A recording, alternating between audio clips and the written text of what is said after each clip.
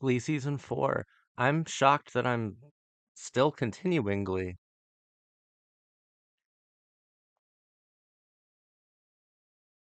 Glee is a difficult show. It's it's it's hard, man. It's it's yeah, it's difficult. I announced in my season 3 analysis video that I was quitting. The reason why I didn't quit is in my most recent video, the scene that made me rethink Glee. Go watch that if you're confused as to why I did another season of Glee. It was for a very good reason because in season 4, in the beginning of season 4, I got the most genius moment of the entire show. I'm not going to go into it very much here. That's what that other video, the scene that made me rethink Glee, that's what that entire video is about. But to be as quick as possible with it, it's a scene where Blaine, the teenage dream of the show, the symbol of queer wish fulfillment for a bunch of lonely young gay kids, goes to New York City to visit his boyfriend Kurt, and he had cheated on him. A breakup is imminent, and he reprises the first song he ever sung on the show, Teenage Dream. And I thought through that episode, which was written by Ryan Murphy himself. Um, the symbol of the teenage dream, Blaine Anderson, is no longer celebrating the teenage dream, celebrating wish fulfillment through his song.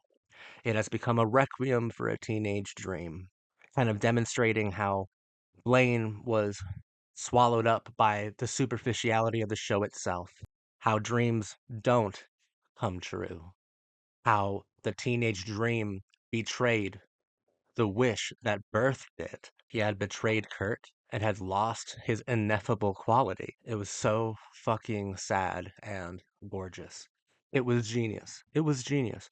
It's a case where the show is making reference to himself. You could possibly even say investigating itself, re examining itself, revisiting itself, but not returning to itself. Like that's a huge thing. It's almost like you can never go home again while constantly reminding us of home. Teenage Dream is like a perfect example of that, the reprise of it. Which, yes, that's my favorite song in this whole season. It might be my favorite musical scene in the entire show. And think about that scene. It is so simple. It's not this weird, excessive, campy Glee stuff. It is a guy singing a song at a bar. Nothing flashy, just pure pathos, pure emotion, pure heartache, right? But season 4 is cool. It's known as the experimental season, and I can totally see why. A lot of people think that they had no idea where they were going with the season, and I think in certain areas that's true, but broad strokes, obviously, I think they knew what they were doing. There was a clear destination, and once again, all the arcs completed. And I feel like I would be a broken record if I told you everything that was wrong with season 4 because it's the same exact things that I thought what were wrong within seasons 2 and 3. You know, the arc of the first season led us to a place where all of our misfits felt safe and satisfied, complete. They felt like champions at the end of the first season. And all these extra seasons are getting to that same exact spot that the first season ended on, just with extra steps. It's pointless to me, for the most part. And season 4 has a lot of that, but the experimental qualities are refreshing. Most of them misfire. Most of them do not land. A lot of these experimentations crash and burn, but there's something really cool about them at the same time. Before I get into it, I have to say this. I felt so fucking bad tearing into seasons 2 and 3.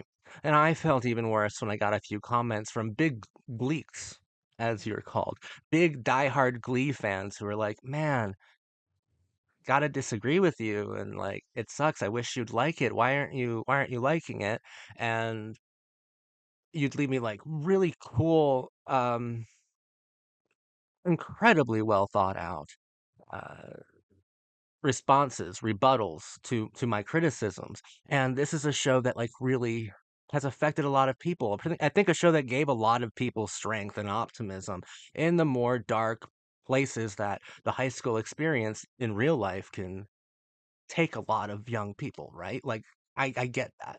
I get that so much, and I felt so bad tearing into seasons 2 and 3, but I couldn't lie at the same time, and the quality just was not there at all.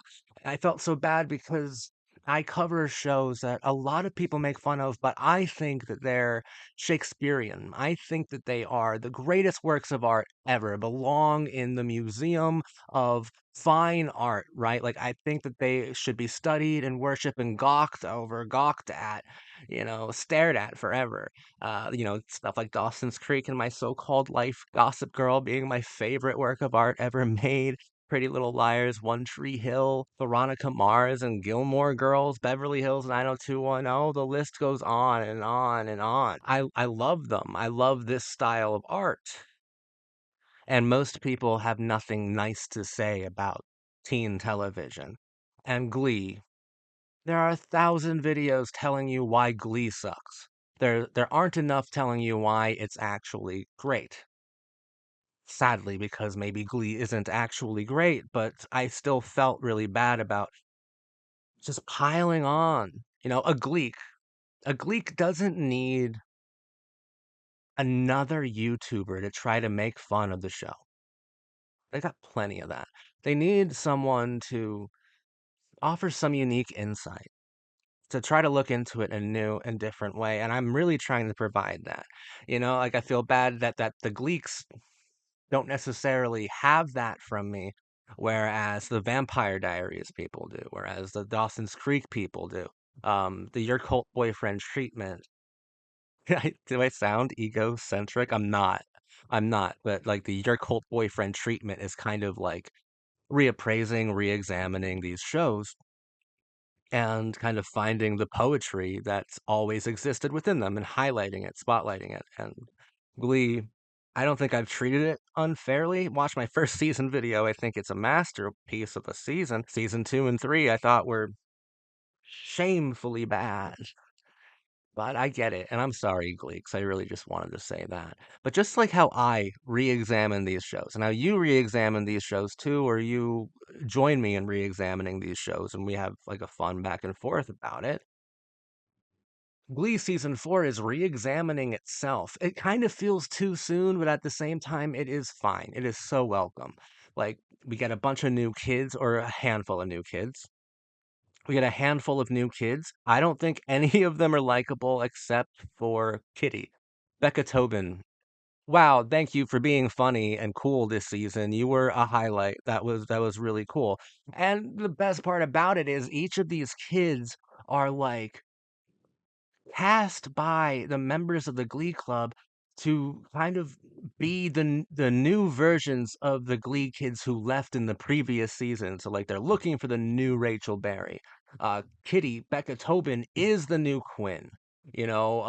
Puck's brother, his little brother is obviously Puck. Like and Ryder is Finn. Like they're casting new people into old roles. But the fun thing is with Glee, and this is a cool postmodern quality of the show, they don't fit into that limited archetype that they were cast into. Like the new Rachel Berry is very different from Rachel Berry and doesn't have the same goals and aspirations, wants and desires of Rachel Berry.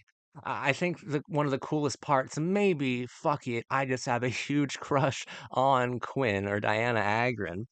And I love the Thanksgiving episode where Kitty kind of brings this postmodern layer of the show to the forefront of it, being like so enamored with Quinn, and like, Quinn's like mentoring her through that episode.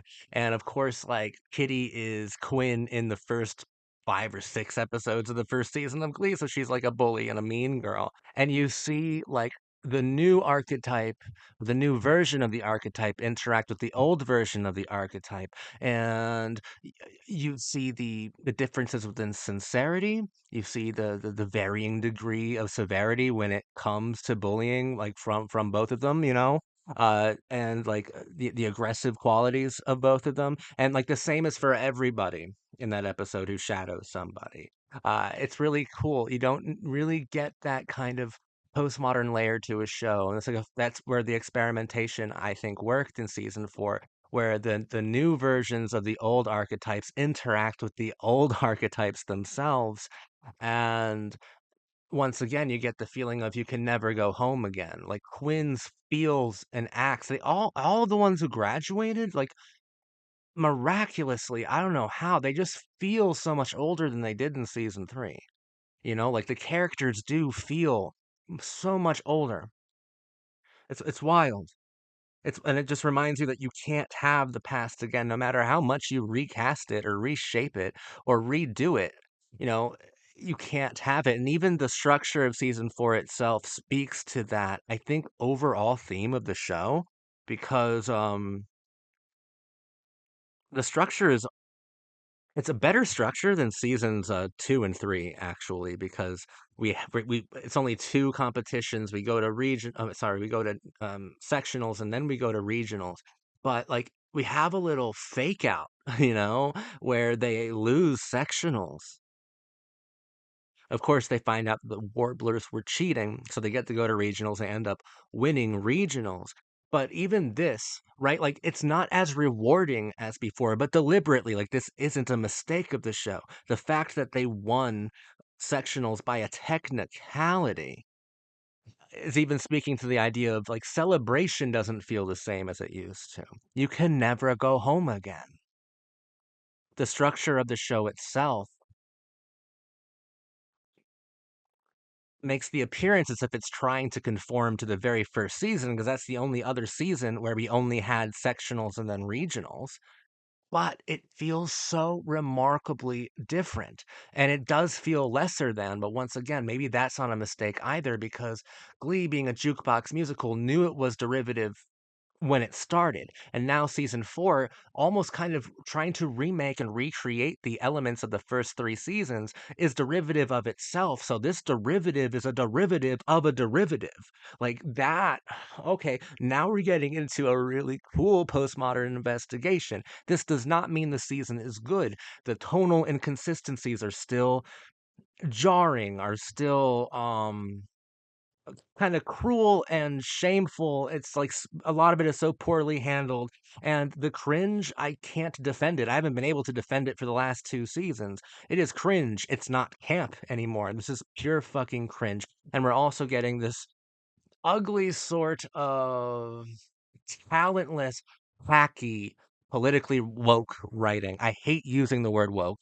Okay, I think it's fucking stupid. I think it's a dog whistle for idiots, for hateful people to kind of pile onto a show and hate it for no reason other than either secretive bigotry or open bigotry, but woke stuff, like, it does exist. And I think that what woke means is an unnatural or alien feeling appeal to the political compass, to politics, and specifically to an annoyingly and corporate liberal kind of politics. So, like, I think it's lovely that Blaine wants to marry Kurt. That's really cool. Love it. Love that. What I don't like is like the lesbian woman who sells it to him and says some bullshit out of nowhere, like, well, the Supreme Court's about to decide that we're just as awesome as everybody else. Like, because people talk like that. Fuck you, dude. Glee's gonna make me homophobic. Whoa, wait. Kurt is like the most annoying person ever. Blaine, thank God for you, homie. Blaine, you are my dream. Still, I think Blaine is much better than he's been in the last 2 seasons. Blaine is very funny. Blaine is still incredibly likable. Darren Criss has an amazing amount of likability. He's extremely handsome. Like, he's a cute guy, obviously. He's the teenage dream of the television show. But even more than that, he is investigating himself through this entire season. The teenage dream, the kid who wanted that dream to come true, the kid who originally wished upon a queer star, is gone, broke up with him, doesn't want the dream in his life anymore. Now the dream has to have agency and autonomy and figure out his own reason without the kid who dreamed him into existence. right? Like, that's amazing. And you want to talk about queer insight, that's perfect. Save the woke bullshit. Tell me more about the wish fulfillment and like the devastation of the failed dreams of lonely queer kids. That's unique insight. When I say I want unique insight from queer characters, I mean poetry. I don't mean I want this corporate fucking television show to preach to me about gay rights. I don't want queer people to be co opted by corporatized liberalism, which is what Glee is. Like, let's not defend. The problem with woke shit is that it's so fake because it's so capitalist. That's the problem with it. And I'm sounding like I didn't want to go here very much. I'm just trying to defend it. I know that if you're watching right now, you're like, oh no, no, I thought he wasn't like this. I thought he wasn't like anti woke. And I'm not anti woke. I don't give a fuck. It's just that it seems gross and it seems unnatural, right? And there are really cool experimentations within season 4 of Glee, especially when it comes to investigating and examining queerness. Santana, Brittany, and even Quinn have like interesting investigations of queerness this season. You know, from the lesbian end of the spectrum. What annoys me about it is the unnatural preachiness of it because it feels empty. Those are so fucking empty, dude. Diversity is important, right? And Glee, I think, meant a lot to people because of the inclusivity, because of the diversity. But, and I would say that at least in the first season, the characters amounted to, I think, more than stereotypes. People say that they were limited in that season and they got fuller in the others. No, they just became more colorfully, more flamboyantly, more obviously stereotypical in the other seasons. In the first seasons, I thought they were kids who were stereotypes, who through the course of that season learned how to kind of relate to others completely outside of their worldview and kind of go against stereotypical norms. Um, I did not see that happening throughout the other seasons. I think it started to tokenize diversity rather than champion it, or even in a cooler, more radical way, weaponize diversity. This is a very sanitized show. And remember, like it kind of has to be because it's on Fox. We are getting a sanitized view of the misfit. What I would like to happen is that I don't want Gleeks to be like this was a revolutionary show because it absolutely wasn't. We had great investigations of both queerness and diversity and quite a few other shows. I'm not saying that every other show was diverse. There is like a white dominance within a lot of teen dramas. But at the same time, you'd expect there to be in a kind of white majority country. Like it's fucking stupid not to assume that. And oftentimes black characters are reduced to be pretty insignificant. I mean, Bianca Lawson is the woman who I think is the queen of the genre itself, and look at every character she ever played. The genre did not respect her at all, and a huge part of it certainly has to do with race. Glee, diversity is important, but I feel like a fucking moron, right? Like, you should feel moronic if your defense of Glee being a good show is that it's diverse. Like, that's not a good argument. The company that's dumping a bunch of fucking toxic chemicals into the lake. Is that a good company because it's a diverse and inclusive one? No. It's still being a toxic ass company, bro. Like I feel like I'm talking to a toddler right now. And you guys are making me feel like a conservative because fuck that. Fuck that argument though. So many things I think did not work. There's like quasi school shooting episode, which I think was miserably handled, terribly done. So fucking bad. Like, so shockingly bad, overwrought, contrived, and dumb that, that I really don't want to go into it. All I would What I would have done different for their school shooting episode is no music.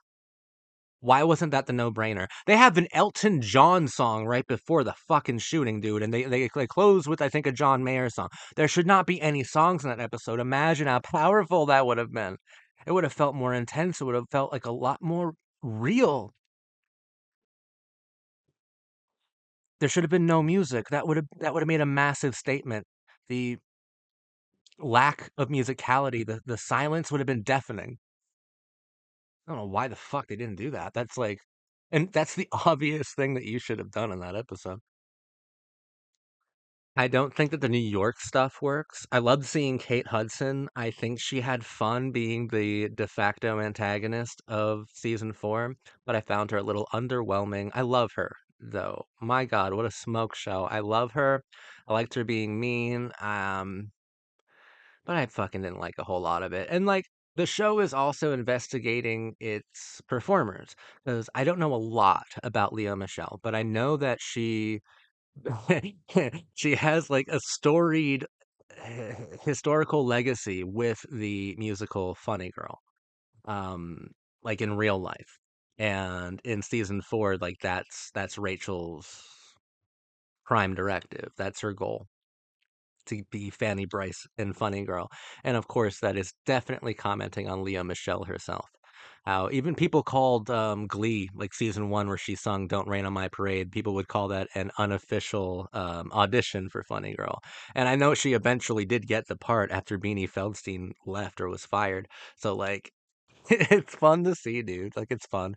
But I don't like any of the stuff in New York. I fucking really don't like Kurt. Nothing against Chris Colfer, man. I think it's the way that the character's written. No, it might be Chris Colfer's acting. He is fucking obnoxious.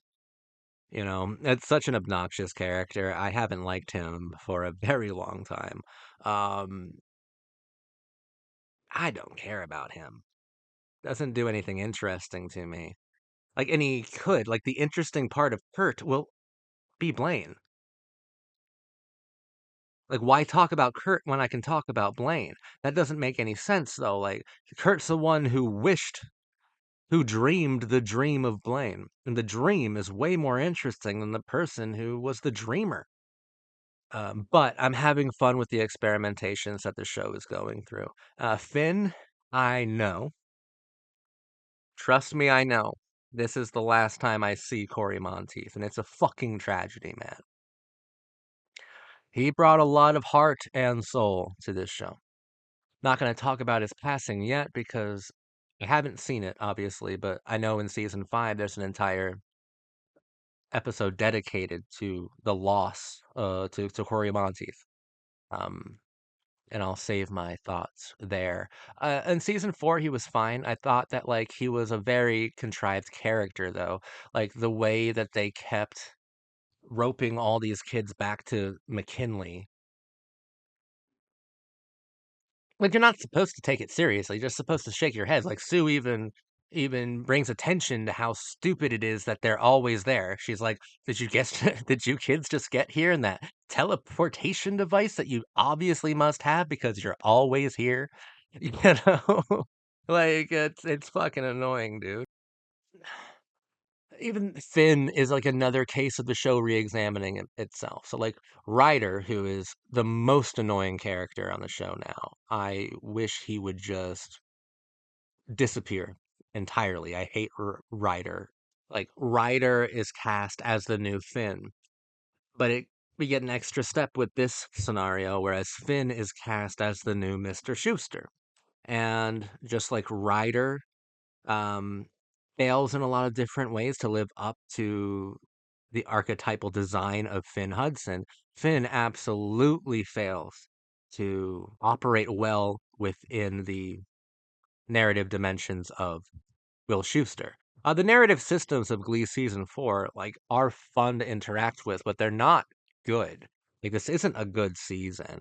Um, it's not saying a lot, but it is making a lot of fascinating gestures. Uh, as an experiment, yeah, it's cool to consider. It's cool to look at. It's an absolutely aggravating show that I feel outside of certain scenes with Blaine.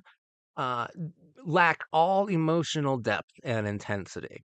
You feel for Blaine through this whole season, though, as the teenage dream itself has to find a new purpose now that the dreamer no longer wants him. But obviously it ends with him about to propose to Kurt. But this was a nice season of the teenage dream trying to find itself without the dreamer anymore. You know, either the dreamer has grown up or the teenage dream betrayed the dreamer himself. Like that's cool. That's really cool. Yeah. Let me just reiterate here on certain things. Um, I want to have interesting things to say about the show. Uh, a lot of the time, I'm only as good as the show is. And if the show isn't good, I'm not going to do all the heavy lifting. I'm not going to make up interesting things to say about it if those interesting things just aren't there to engage with. But I do want to apologize if I came off sassy in my seasons 2 and 3 video, and even if I came off sassy within this one. Another thing I want to clarify is that I mostly agree with like the tenets of woke ideology. What I disagree with is the expression of it. I think that the way that it's normally expressed is very, like I said, alien and unnatural, which makes the ideology seem cultish to people who aren't following it already. And that's, I think, a damaging thing to the causes that these shows seemingly want to support. You know, and that's my problem with the political aspects, the more shameless ones of the fourth season. But I think that's all I'm going to say right now. Season 5 should be interesting. I've been looking forward to season 5 for a while because I want to see how the show responds to the loss of its main male lead in real time. I think that's going to be really cool. Not cool. That sounds really morbid, Zach. It's going to be fascinating. I don't think I've dealt with something like this before, you know? And definitely it has to be emotional. But season 4, though, like, once again, the scene where Blaine plays Teenage Dream again for Kurt, that's what this is all about, man. That's what art's all about. That's what the art I love is all about. That's perfect teen drama. That's perfect soap opera. That's perfect. That's teen soap at its highest form. That's what it's all about. And you know what? That scene may have lasted 2, maybe 3 minutes, and it was worth it. It was worth going through 100 hours of television that I didn't particularly like just to get 3 minutes that completely captured my heart and soul. Like the season's 22 episodes. I hated basically all of the episodes in their own unique way. But the 3 minutes of Blaine singing Teenage Dream, it's worth it. It's worth all that time that I dreaded because my God, I still can't stop thinking about how perfect and meaningful and heart aching that was. Thank you for watching me.